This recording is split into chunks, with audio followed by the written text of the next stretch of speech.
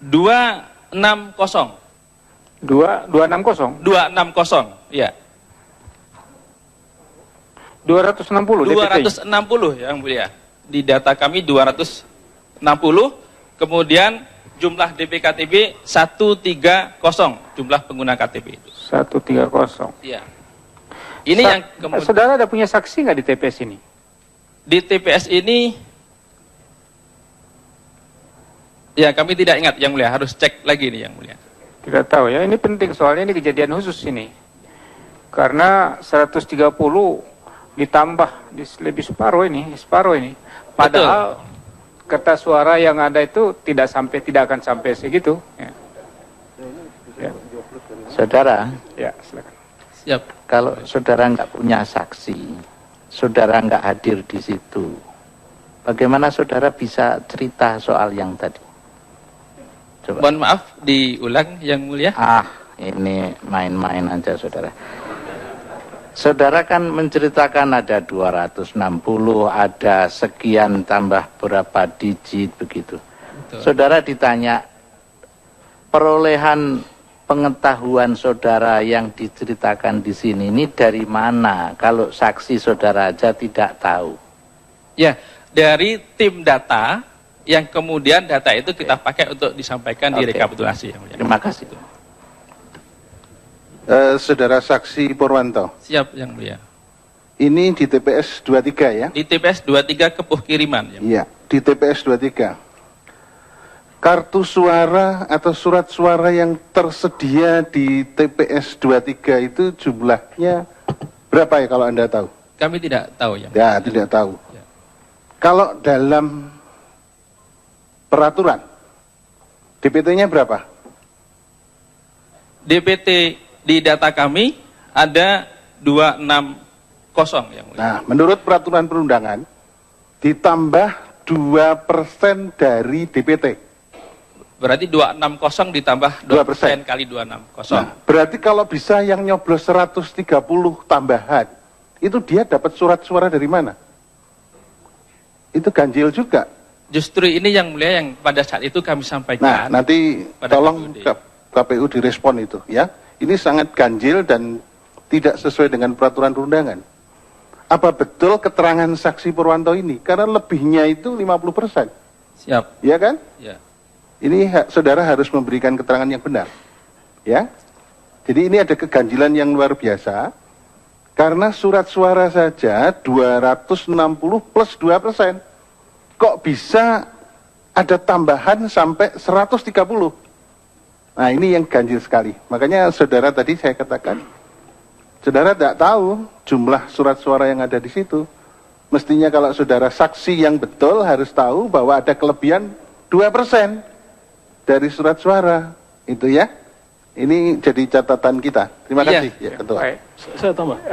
Masih ada? Ya, silakan. Saudara Purwanto ya. Siap yang mulia. Dengan adanya penambahan yang begitu besar, yang mana saudara mendapatkan data dari tim data saudara. Apakah temuan ini dari tim saudara ini membuat keberatan secara resmi kepada KPUD? Kepada KPUD, kebetulan jadi saksi adalah saya, maka saya menulis keberatan secara resmi di form DB2 dan terlampir di keberatan itu, barangkali sudah masuk di majelis begitu. Begini ini. Apakah keberatan yang saudara sampaikan di KPU Kabupaten Sidoarjo itu berkenaan dengan ini? Siap. Detail berkenaan dengan ini yang mulia. Selain itu ada lagi yang lain? Ada di desa maaf, saya buka lagi yang mulia. Di desa Tulangan. Baik. Bagaimana tanggapan Bawaslu terhadap temuan saudara ini? Siap. Kami jelaskan yang mulia. Pada saat itu Bawaslu yang hadir 3 personil, ya Panwaslu yang hadir 3 personil. Di dalam menanggapi ini ada 2 pandangan yang berbeda dari Panwaslu. Pandangan pertama, dipersilahkan untuk melakukan cek ulang data itu karena memang masih ada waktu hingga sampai tanggal 17 untuk rekapitulasi itu. Kemudian Panwaslu yang satunya lagi berpandangan bahwa jika memang ada keberatan, maka mekanismenya adalah harus menulis di form keberatan, menyampaikan di form keberatan untuk nanti diproses lebih lanjut di Mahkamah Konstitusi. Itu yang disampaikan. Apakah Panwaslu sempat atau sampai mengeluarkan rekomendasi terhadap laporan ini, walaupun ada perbedaan pendapat? Pada saat itu belum, Yang Mulia. Jadi tidak ada rekomendasi dari Panwaslu pada saat temuan ini ya? rekapitulasi itu. Betul. Oke, cukup. Terima kasih, Yang Mulia. Oke. Di TPS ini sudah tahu berapa perolehan suara nomor 1? Ini harus membuka C1-nya, Yang Mulia. Ya, Kebetulan ya, saya tidak membawa data Tidak bawa. C1-nya, ya. Tapi kita bisa sampaikan nanti Iya, tidak untuk apa-apa. disisipkan dalam kelengkapan bukti berikutnya. Kalau dibuka C1 pasti kelihatan, tapi saya mau dengar dari saudara. Nggak apa-apa ya. Terus selain saudara mempersoalkan di satu TPS ini, apalagi saudara persoalkan persa itu, khusus mengenai DPKTB? Hanya DPKTB, Yang Mulia. Hanya DPKTB. Ya. Ada satu lagi, mohon maaf Yang Mulia, terkait dengan laporan ke Panwaslu di Desa Kurek Sari, data-datanya ada, yaitu dugaan, mohon maaf, saya harus baca. Jadi saya bacakan bahwa ada laporan, pelapor atas nama Pak Imam Sugiri. Jadi ini ketua tim pemenangan Prabowo Hatta, Yang Mulia, di Kabupaten Sidoarjo. Perihalnya adalah pelanggaran tata cara pemungutan suara, politik uang, dan kode etik penyelenggara pemilu di TPS 2 Desa Kurek Sari, Yang Mulia. Ini kami sampaikan juga pada saat itu. Namun kemudian dijelaskan oleh Panwas dengan tanggapannya adalah tidak dilanjutkan ke penyidik karena tidak cukup bukti adanya pelanggaran pasal 323 Undang-Undang 42 28 junto 324 Undang-Undang 42 28. Itu jawaban dari Panwaslu. Tapi ini kita sampaikan, Yang Mulia, pada saat itu. Baik, cukup ya. Saudara tanda tangan berita acara? Tidak, Yang Mulia. Tapi tanda tangan di formulir di Keberatan. keberatan. DB2. Ya. Yang tanda tangan bukan saya sendiri, karena kami saksi berdua. Ya. Jadi rekan kami yang tanda tangan. Jadi buat keberatan tertulis. Buat di formulir keberatan DB2. tertulis dan tidak tanda tangan di berita acara. Oke, baik, cukup ya. Terima kasih, Yang Mulia. Terima kasih. Selanjutnya Mas Suroso. Nggak hadir, Yang Mulia. Tidak hadir ya. Informasinya masih di DKPP. Iya, iya. Tidak apa-apa. Ahmad Zakaria. Ya. Siap, Yang Mulia. Ya, Saudara Ahmad Zakaria, alamat di mana?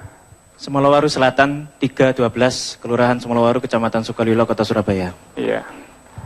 Saudara sebagai apa pada saat Pilpres? Saksi pasangan nomor 1 di KPU Kota Surabaya. KPU Kota Surabaya. Saudara sendiri pada saat itu, ada teman?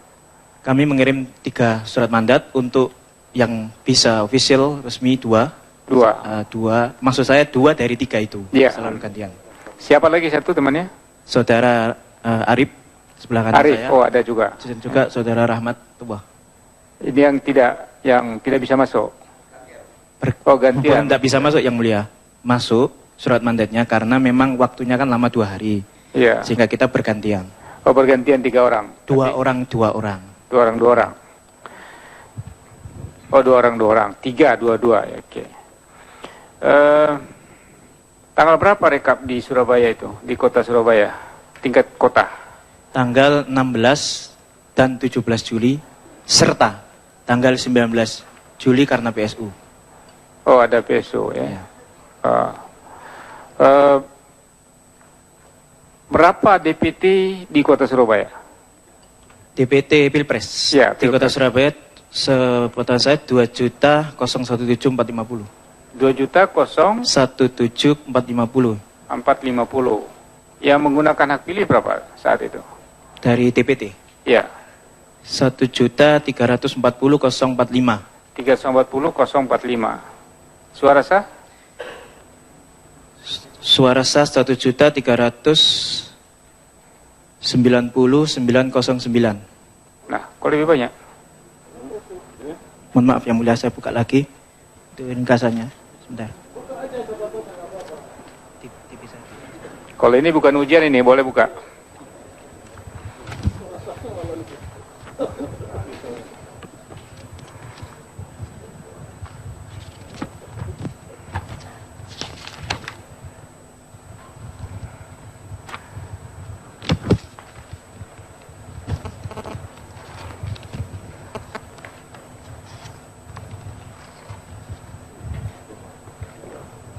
Satu juta, ini memang tertulis sama dengan tulisan saya.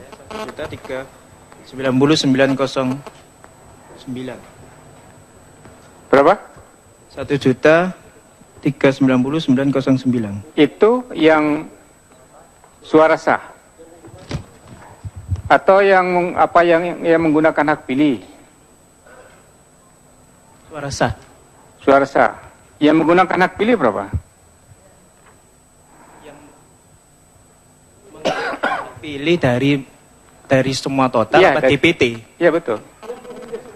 Yang memilih laki dan perempuan ada di situ. DPTP, DPK, DPKTP totalnya 1.408.210. Iya itu 1.408.210 ya. Di kota Surabaya itu berapa banyak yang menggunakan DPKTB? 57.827 yang mulia. 57.827. 827. Pada saat proses rekapitulasi, ada saudara mengajukan.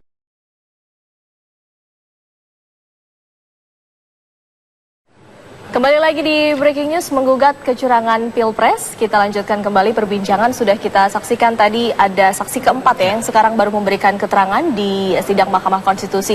Bang Margarito, sejauh ini dari 4 saksi yang sudah berjalan, ada kepuasan tersendiri apa yang bisa disampaikan dari Bang Margarito? Satu hal yang tidak menakjubkan memang, tetapi menyegarkan adalah ada saksi bisa menerangkan fakta. Ada orang, ada saksi yang bisa menerangkan fakta tentang rekapitulasi dan macam-macam. Itu yang paling pokok di situ. Dan membawa bukti. Karena ya itu dia itu ya, yang mereka menerangkan fakta-fakta itu. Saksi adalah bukti gitu ya. Saksi adalah alat bukti sendiri. Dan itu yang menarik, bisa menerangkan hal yang nyata-nyata terjadi di dalam rekapitulasi perhitungan suara di beberapa KPU yang mereka menjadi saksi di situ. Dari 4 saksi ini, Bang Margarito, kita melihat masih berbicara soal angka-angka, walaupun ada satu yang berbicara soal kesalahan prosedur. Sebenarnya relevansi atau validasi data yang mereka kemukakan, kriteria apa yang bisa diterima Hakim Konstitusi dari keterangan para saksi ini? Biasanya cara mereka menuturkan, ya, meyakinkan atau tidak? Ya, betul. Jangan dia ngomong muter-muter kayak ular gitu, lapar gitu ya. Kalau dia ngomong muter-muter, nah itu biasanya membuat hakim ragu. Tapi kalau dia tough, lugas, itu biasanya dan umumnya itu memberikan keyakinan dan horizon yang meyakinkan hakim untuk memanai apa yang diterangkan oleh si sang saksi. Dan membaca teks juga tidak masalah. Gak apa-apa, ya? itu normal. Selama ini begitu juga kok. Nggak apa-apa, karena ya pengetahuan orang, daya ingat orang kan berbeda-beda dan itu tidak ada masalah. Selama ini juga begitu di dalam persidangan di Mahkamah Konstitusi. Jadi nggak apa-apa. Satu hal yang hebat adalah bahwa ada yang bisa menjadi saksi dan saksi ini menerangkan hal yang nyata yang terjadi dalam peristiwa rekapitulasi itu. Itu yang paling pokok. Dan nanti bagaimana penilaian hakim itu soal lain. Faktanya adalah ada orang yang dapat menerangkan kejadian-kejadian nyata selama rekapitulasi. Dari 4 saksi ini Anda sudah melihat salah satu saksi yang mengemukakan hal yang meyakinkan dengan pukulan keras masing-masing mungkin? Terlihat betul. Saksi pertama dan kedua cukup meyakinkan. Kalau saya gitu ya, melihat saksi pertama dan yang kedua cukup meyakinkan. Dan tapi kita lihat nanti bagaimana hakim menafsir soal penggunaan DPKTB itu. Dan tapi ini akan sangat juga tergantung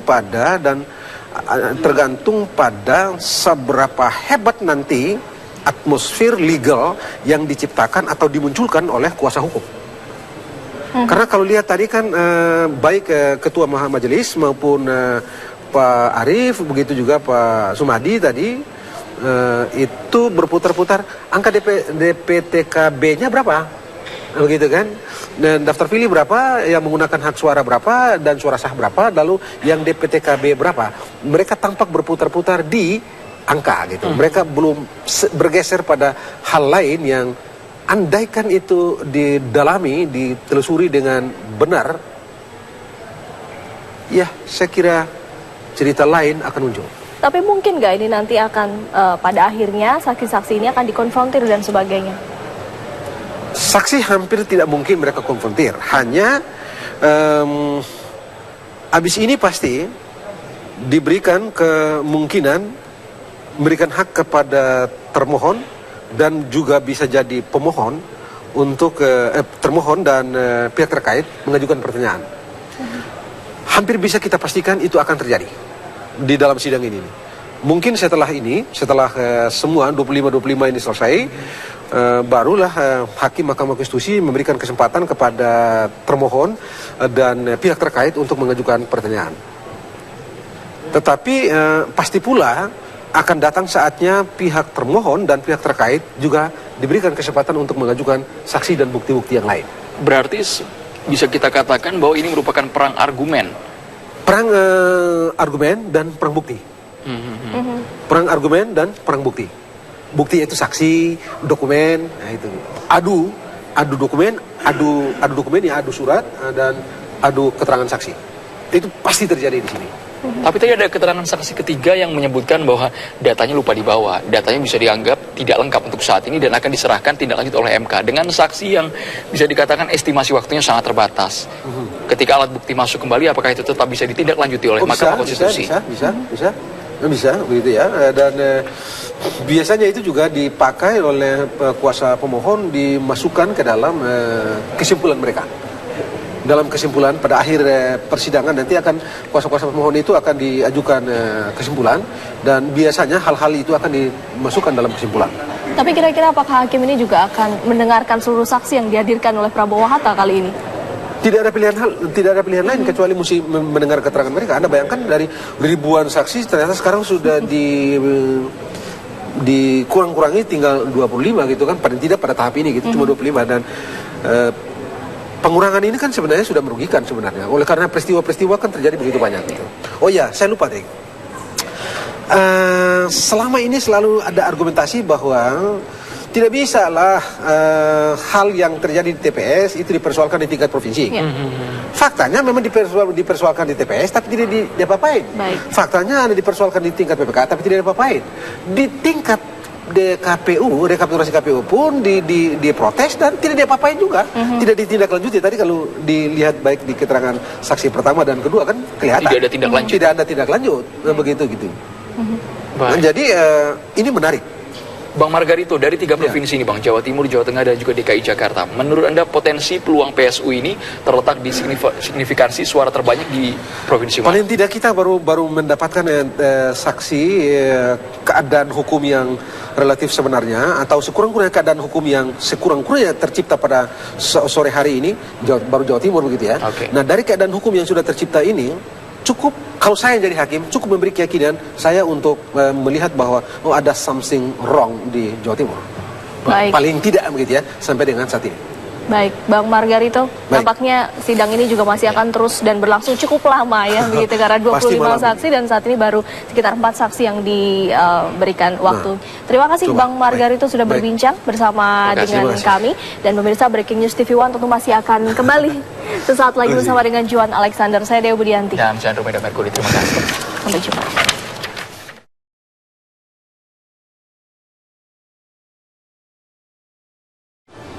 Sampaikan pendapat, justru ini yang membuat persoalan sehingga dampak psikologis.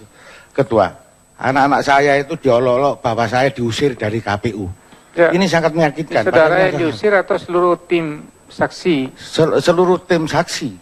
Jadi setelah itu tidak boleh ikut jadi saksi? Ya enggak, saya tetap ngotot aja. Bapak saya mewakili daripada saksi. Iyalah, ya. Ya. Itu saja? Hal yang lain, ada beberapa temuan bahwa di daerah Gunung Anyar ini PPL, jadi Panpas Jam itu mengadu menyampaikan ke beberapa teman kita yang ada di sana bahwa apabila Panwascam akan membuka kotak suara yang dinyatakan bahwa akan bermasalah, maka oleh wakil wali kota yang kebetulan itu ketua DPC PDI Perjuangan mengancam mempolisikan. Dan itu pun terbukti sampai muncul di media. Bentar. Ini jelas dulu. Ini siapa yang gunanya itu apa? Mengenai apa? Mengenai DPTKTB yang ganda double itu, ketua. Enggak, yang mengajak itu siapa? Yang mengancam itu adalah wakil wali kota Surabaya kebetulan. Namanya siapa? Wisnu Sakti Buwana. Wisnu Sakti. Ya. Siapa yang diancamnya? Panwascam, sehingga nggak berani untuk Panwascam. Iya. Siapa Panwascam namanya? Kebetulan kita belum melampirkan ini. Enggak, namanya saja. Kita nggak apal, buktinya kita lampirkan menyusul. Jadi gini, jangan cerita yang tidak jelas di sini. Tidak bisa nanti diverifikasi. Ya. Jadi siapa yang diancam, kapan diancam, di mana diancam, apa ancamannya harus jelas. Siap, betul. Untuk kita verifikasi, kalau tidak nggak usah saudara terangkan. Ya. Terus apa hal yang lain? Hal yang lain bahwa rekomendasi Panwas Kota Surabaya sampai terakhir tanggal 17 itu tidak dilaksanakan oleh KPU Kota Surabaya. Tadi sudah diterangkan. Cukup ya? Ya, saya rasa cukup. Baik, makasih. Ya. Selesain satu lagi. Rahmatullah Alamin. Iya, Ketua. Iya. Alamat Manu Anioso, Blok 7A nomor 19 Surabaya. Saudara sama kan sebagai saksi juga di KPUD Kota. Iya. Apakah apa yang dijelaskan oleh saudara Arif tadi, dua orang tadi benar? Benar, Ketua. Benar. Benar. Ya? Ada tambahan atau cukup? Baik, terima kasih Pak Hakim. Tambahannya, pertama bahwa ketika saya dan Pak Arif itu mempermasalahkan DPT yang di awal, sampai akhirnya kita rame, Panwas membacakan rekomendasinya. Karena terus terang Ketua, kenapa itu harus kami sampaikan di awal? Karena kami juga mendapatkan bukti-bukti dari para relawan Merah Putih yang ada di Kota Surabaya, kejadian-kejadian yang melibatkan DPKTB yang sangat besar, Pak Hakim. Itu yang pertama. Sehingga kami ngotot, pertama kali dibuka, tolong Pak Ketua KPU, jangan diteruskan merekap dulu. Selesaikan dulu permasalahan. Saya awalnya tanya tentang surat edaran.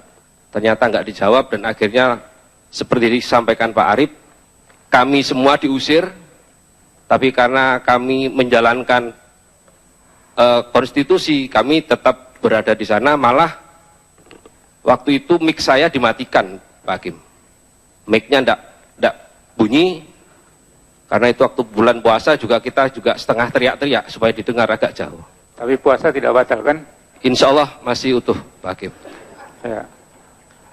Terus data-data itu yang kami terima dari teman-teman itu sewajarnya sebenarnya mau saya tanyakan. Karena data-data dari tim relawan yang diserahkan ke kami yang menjadi saksi di KPU, itu ada beberapa nama yang saya bawa ini, ada 1.800 sekian nama. Dia itu teridentifikasi di 2 tempat, Pak Hakim. Ya. Di 2 tempat. Jadi dia nyoblosnya contoh di Lakar Santri. Tahu-tahu dia nyoblos atau terdaftar di Mulyorejo, Pak Hakim. Nah, awalnya di situ, sehingga data ini tidak tersampaikan. Saya mau tanya. Oke, Pak Hakim. Ada nggak data bahwa dia memang nyoblos di 2 tempat? Ya. Yang ada di sini, Pak Hakim. Karena begini, karena orang memilih apa itu bisa saja di 2 ada terdaftar tempat lain. Iya. Kemudian milih tempat lain, tapi bukan DPKTB tentunya, menurut hukumnya. Ya. Iya, Pak Hakim. Tapi memakai model C berapa itu? C berapa? C7. Yang A5, Pak. A5. Ya, Pak Hakim. Jadi sebenarnya ini adalah yang akan kami sampaikan. Kami ingin menanyakan dulu ke KPU.